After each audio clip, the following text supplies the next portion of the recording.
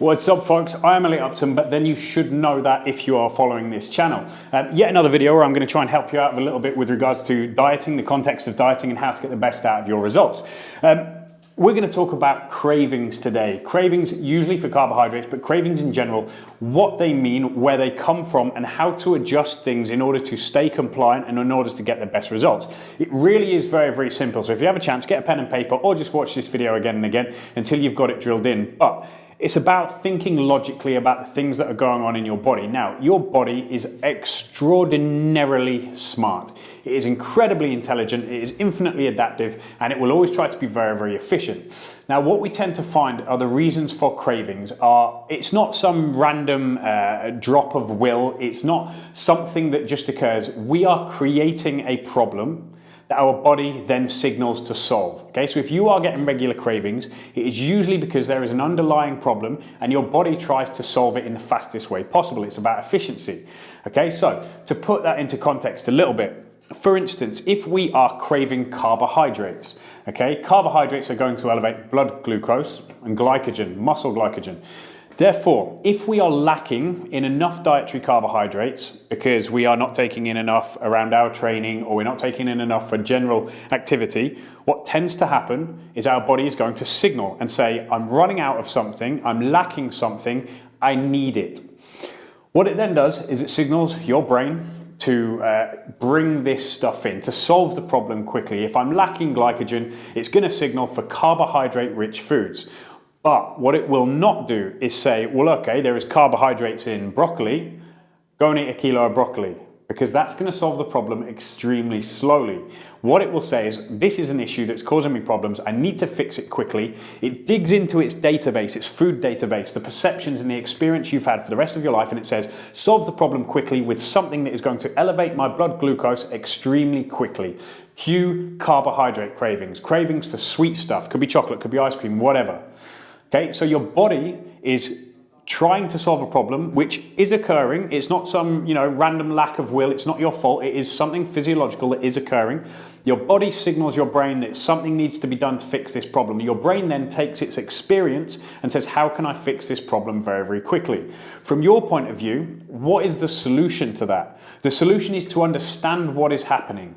It's not carbohydrates you're craving, it's not sweet stuff you're craving, it's not chocolate, it's not ice cream, it's an elevation in glycogen over the long term. You could be lacking in it. So what is the smarter thing to do rather than binge? If you're on a low carb diet, but you need more carbohydrates because you're constantly craving, then give yourself more carbohydrates. What's worse, adding in an extra 50 to 100 grams of carbs from oats or potato, with the calories exactly the same. Maybe you take something away elsewhere. You could take away a bit of protein because carbs are protein sparing. If you have carbohydrates in your system, your body is less likely to eat through protein, or potentially removing some calories from fat. By having those extra carbohydrates in, it is going to stop you from craving and binging. One of two things is going to happen, or probably both things are going to happen. Number one, your experience in dieting is going to be considerably less painful. Number two, because of that, you are going to be more compliant and consistent long term, which is how you get things done correctly. Okay, so you interpret the signal that is being sent to your body. Instead of remedying it in the fastest way possible that your brain is going to tell you to do, interpret it properly, give yourself some more good carbs in your diet day to day, and you'll find that usually that remedies a problem. Now, sometimes you're just going to get cravings. Even if you have enough carbohydrates in your diet, you may still get cravings. What that's likely to be is one of two things. It is going to be a lack of overall calories. If you have created too big a deficit based on the activity that you're doing and based on your body's needs, again, your body is going to try and solve that problem. Now, it is going to signal for things that are going to bring in a lot of calories very, very quickly to fix the problem, as with carbohydrates. So even if you have enough carbohydrates in your diet, but you're very, very low calorie, there's a damn good chance you will start to crave the wrong foods. Why? Because they are extremely calorie dense and they will fix that problem quickly. So again, what's the lesser of two evils? Is it to be intelligent and think about what's going on there and say, do you know what? Rather than having a 1,000 calorie deficit, I'm going to drop it to a 500 calorie deficit. Because the reality of it is, because you will be more compliant, you're not going to have your cheat meals, you're not going to do all these cheat weekends, you're not going to slip on and off your diet. It's better for you mentally, infinitely better for you mentally, and the speed at which you will get your transformation is pretty much the same because you're consistently dieting on a smaller deficit versus hard dieting, but probably quite inconsistently and constantly coming back out of it, which isn't going to benefit you. Okay, so it's the lesser of two evils. Think about overall glycogen. Have you got enough? If no, then add extra good dietary carbs into your diet and solve that problem. If you're still getting them, it could be a lack of calories, in which case increase your calories, reduce the size of the deficit that you are under. If both of those things are ticked off, the third likelihood is likely to be a nutrient deficiency. Your body will signal for certain types of food. On this occasion, it's usually rare that it will signal for carbohydrate-rich foods or junk foods, but it will start to signal you to eat a particular type of food. Okay, to try and give you an example of this, one of our trainers here a while ago was having some trouble with one of his clients. And each week we go through everything and we look at the programs, we look at the diets so that I can see what's going on. I can make sure that all of the clients are on track and all of the clients are going to get the result that they came to us for.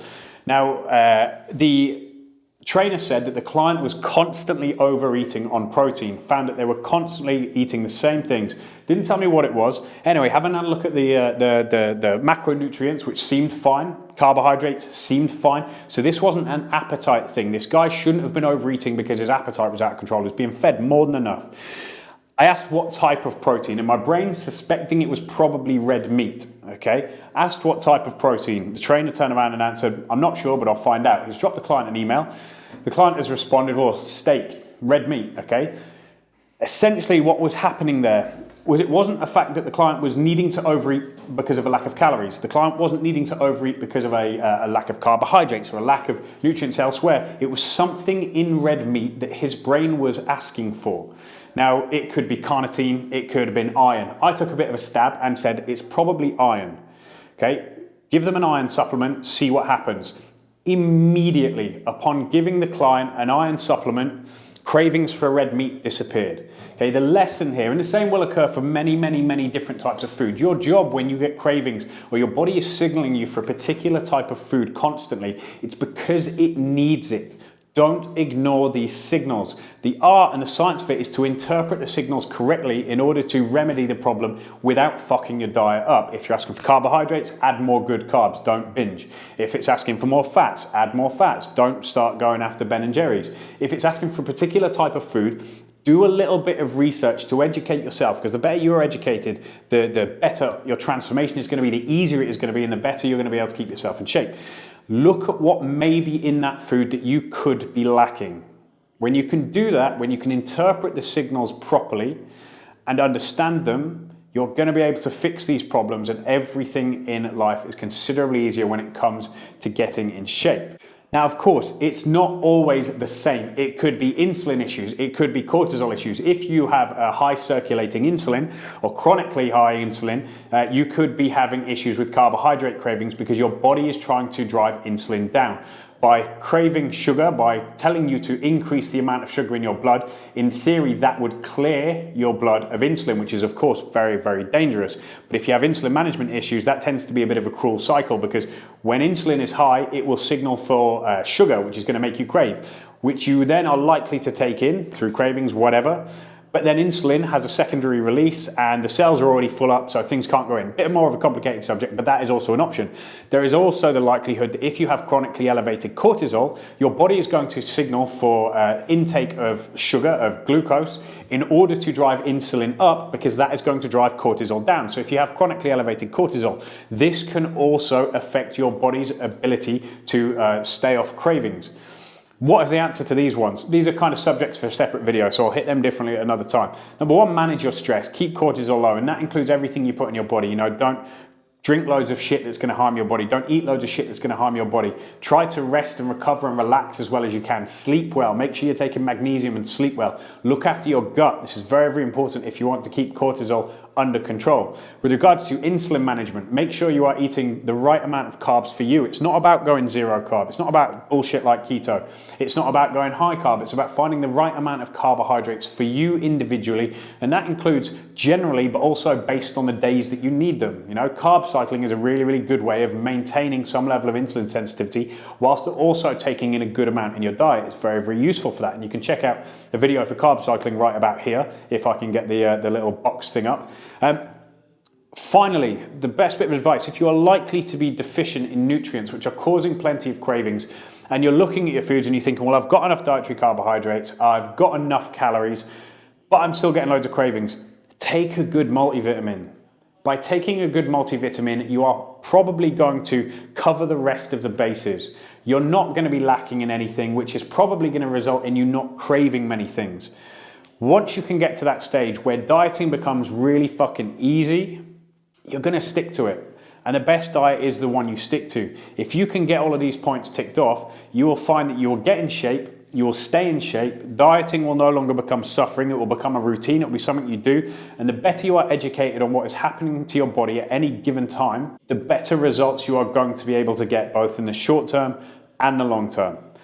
So that, in a nutshell, was my theory and my advice on cravings and how to deal with them. I hope it's been helpful. If it has, like, comment, share. Make sure you're sharing this to your Facebook, share it to your Twitter, share it to your Instagram, get other people watching it, especially if you know people who struggle with cravings, because it could be very, very useful for them. If you have any more questions, drop them in the comments box and I'll happily answer them. Any more information on any of the stuff that I provide with online coaching or we provide as UP with online coaching, hit the links in the description box below.